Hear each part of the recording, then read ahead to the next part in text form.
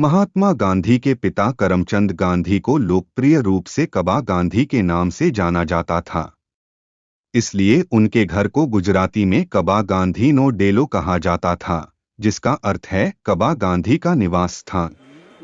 कबा गांधी मूल रूप से पोरबंदर के निवासी थे और 1874 में राजकोट राज्य के दीवान प्रधानमंत्री के रूप में नियुक्त होने के बाद वे राजकोट में बस गए।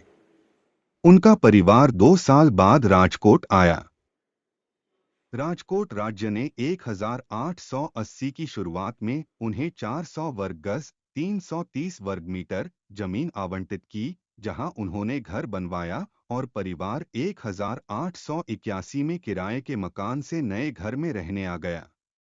उस समय महात्मा गांधी की आयु 12 वर्ष थी। 1881 से 1887 के दौरान जब वे इस घर में रहे, तब उनका विवाह कस्तूरबा से हुआ और उनके बड़े बेटों हरीलाल और मणिलाल का जन्म भी यहीं हुआ। कबा गांधी का निधन 1885 में हुआ।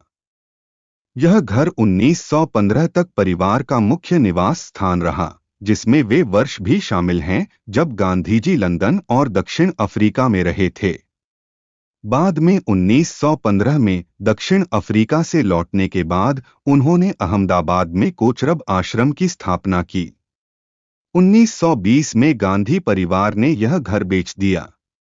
भारत की स्वतंत्रता के बाद 1948 में सौराष्ट्र राज्य सरकार ने तत्कालीन मालिक से यह घर खरीदा। 1969 में गांधीजी की जन्म शताब्दी के अवसर पर यह घर गांधी स्मृति ट्रस्ट को सौंप दिया गया। पुतलीबा उद्योग मंदिर ट्रस्ट नामक एक स्वैच्छिक संस्था ने कुछ वर्षों तक यहां शैक्षिक और सिलाई कक्षाएं चलाने के बाद इसे अन्यत्र स्थानांतरित कर दिया। वर्तमान में यहां गांधी स्मृति नामक एक स्थायी प्रदर्शनी गैलरी स्थित है।